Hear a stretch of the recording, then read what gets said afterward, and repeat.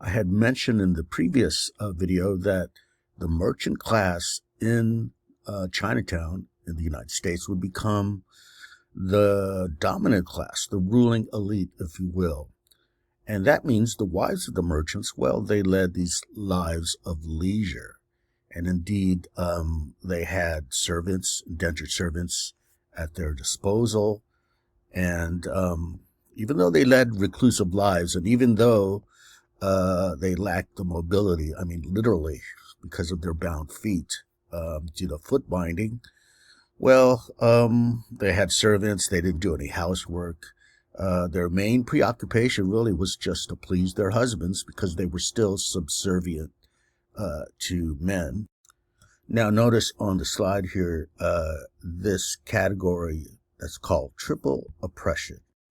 So what does this category and concept refer to? Well, it refers to the interconnected forms of discrimination and oppression that some individuals experience based on gender, but also based on race and class. But here we're applying it to gender and to experiences of Chinese women in the 1800s in a foreign country, the United States.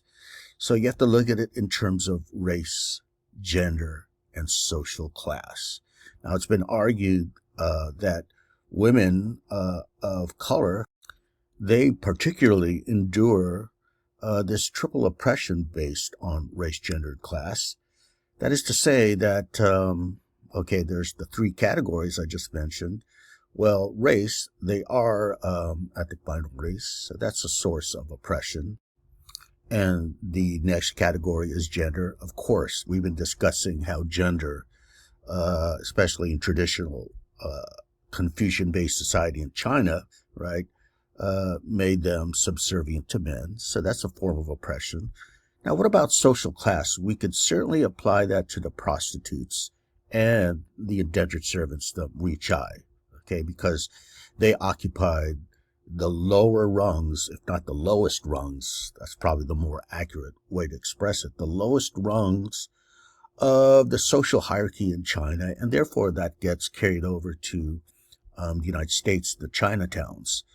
But the merchant wives, you could almost argue that because they occupy a higher class, and as I mentioned, the merchants would become the elite class. Well, perhaps the triple oppression that they endured was much less so in terms of social class. But nonetheless, they still endured a sense of social class oppression when you compare the Chinese social class compared to the American social class. So in that way, you see race closely intersecting with social class here. So hopefully you're clear with that concept of triple oppression. Again, it refers to this matrix of oppression and discrimination based on race, gender, and class, and how it uniquely affects, in this case, women of color, especially when we're talking, 150, 100 years ago. Now, a few moments ago, I mentioned that eventually you'll see a decline in prostitution and a decline in the Wuchai system, and even in the practice of bound feet. So what led to that decline? Well, one important factor in this was the progressive reform movement that occurred in the United States by the end of the 1800s and spilling over into the preceding century, the 20th century. And the progressive movement was this sweeping movement of reform throughout the United States, and the reform was directed at the ill effects of the Industrial Revolution. Of course, there's positive effects, namely, it catapulted the United States to become a major industrial power, but there are also ill effects, such the discrimination faced by immigrants as they came here, certainly the working class as a whole being oppressed due to low wages that were below subsistence back then, and things like unsafe workplace environments and so forth. Other things that are happening during the Industrial Revolution are things like corruption. All right, there was rampant corruption happening in politics, and this is tied to the emergence of the corporate elite. You know, people like Rockefeller and Carnegie, all of a sudden having a say in politics, and therefore having political power being enhanced compared to other people in the democracy. So these were the areas that were focused upon by the progressive reformers. And by the way, the progressives were Anglo. Okay, they're Anglo reformers, but they're pro-immigration. So that's where they parted company with the nativist. For example, in this picture, you can see here these progressive women reformers. And what they did is, in the West Coast, of course it's throughout the whole country, but in the West Coast, they entered places like Chinatown and other immigrant communities. And what they try to do is to assimilate and acculturate the immigrant women in that particular community.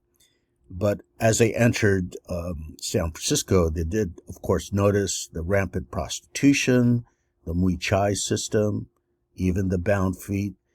And they declared that as being backwards and even, quote unquote, uncivilized. And therefore, and not to mention prostitution, which is immoral, right? So they went in there and they rescued prostitutes, for example. They sheltered them in mission homes, as they called it, and they provided education for women. They abolished the Mui Chai system in San Francisco. And all the while, like I said, they sought to acculturate them while insisting that they abandon traditional Chinese culture. Okay, so in this way, these women, the Chinese women, that is to say, they became more attuned to Western culture, American culture, and therefore they became more aware of their quote-unquote bound lives, to use an expression based on that metaphor of bound feet, right? And again, these were American Protestant reformers who did this, and they are compelled by this moral imperative to quote-unquote civilize these areas. And not just the Chinese. I should mention that, let's say in New York, they were there in, the various ethnic neighborhoods. Same in Chicago. There was a famous person named Jane Addams who helped all the immigrants there and opened shelters for them. And one thing you have to notice, though, is when it came to the reformers, what they really wanted to do is assimilate and acculturate them. And even though they're pro-immigration, they wanted them to abandon their traditional way of life that was at odds with any sort of American attitudes and the American outlook. So this was the influence of the progressives, especially the women progressives who went into Chinatown and, as I mentioned, rescued many of the prostitutes. And here's the picture, by the way, of a prostitute in San Francisco.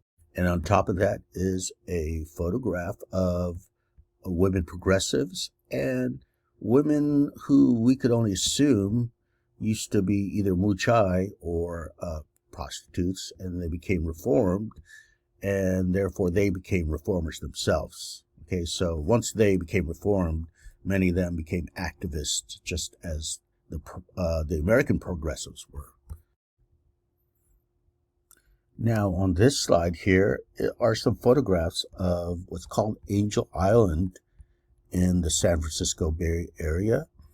And this was a processing center for all Chinese immigrants that came in after the 1882 Exclusion Act, and of course after the Geary Act that extended the life of that.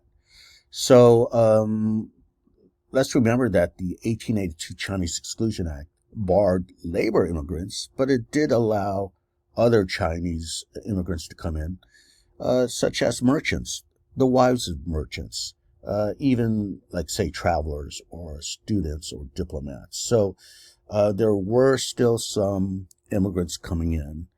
And you could imagine that many of them, for example, this here, in this picture, perhaps they were the wives of merchants.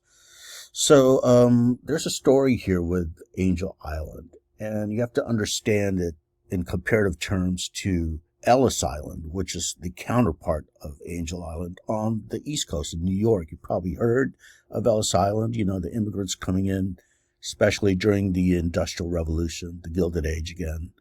And they see the Statue of Liberty, and then they go to Ellis Island. They are processed there and screened very briefly. Typically took less than a day, and then from there they leave Ellis Island and they are sent to, or usually are destined for their respective ethnic community. Now, what we see happening in Angel Island on the other side of the country is something quite different, in fact, drastically different from those arriving in Ellis Island. Basically, what happens is that the immigration officials, because of their anti-Asian outlook, they doubted the legitimacy of the Chinese arrivals and therefore subjected them to this intense questioning. They were asked, the immigrants, that is, were asked hundreds of these detailed questions about their family, about their village, about their neighbors even. And they're trying to catch any contradictions here. And here is another difference, is that they were detained for weeks, for months, and even some for years. The conditions in there, since they're detained for a prolonged period of time, were overcrowded, with poor food, medical care, and just overall harsh treatments. All right, so this is the plight of those incoming Chinese, and you can imagine, the merchant wives coming to meet their husbands, right? This is what they had to endure. And this immigration station, by the way, as seen in the slide here, it finally closed in 1940. And what was discovered later in the 1970s by historians and community members, actually, was the poetry that was carved into the walls here of those detainees held for months, if not more than a year. And this poetry basically echoed their sense of disappointment and despair, even, of being detained here, something they did not expect when they arrived in the United States. So, by the way, today, Angel Island is a historic site, and there's a museum there and memorial to the immigrants, and you could go there today if you visit San Francisco.